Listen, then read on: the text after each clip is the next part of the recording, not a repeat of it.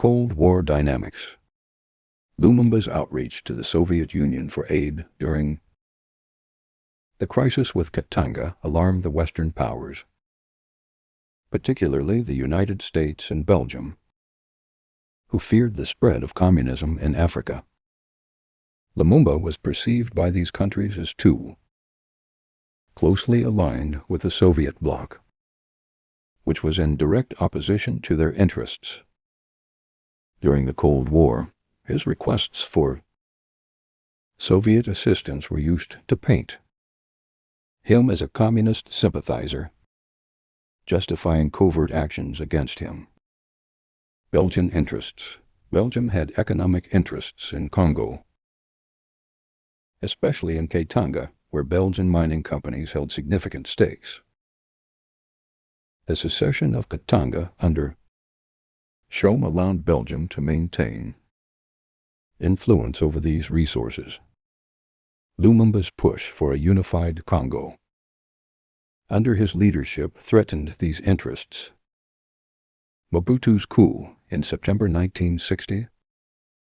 Mobutu Sese Seko, with support from Belgian and American intelligence, staged a coup, sidelining both Lumumba and Kasavubu.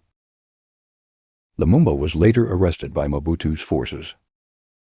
Despite international calls for his release, he was handed over to Tshombe's forces in Katanga, where he was executed along with two of his associates.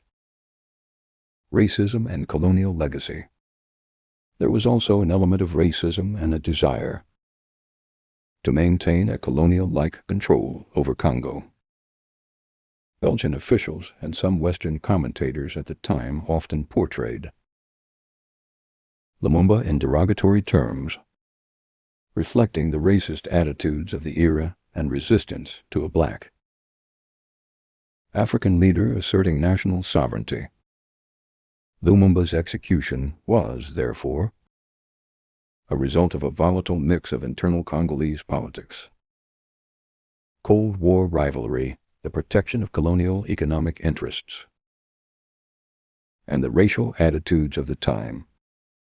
His death was not just about removing one man, but also about quelling the broader movement for genuine independence and self-determination in Congo.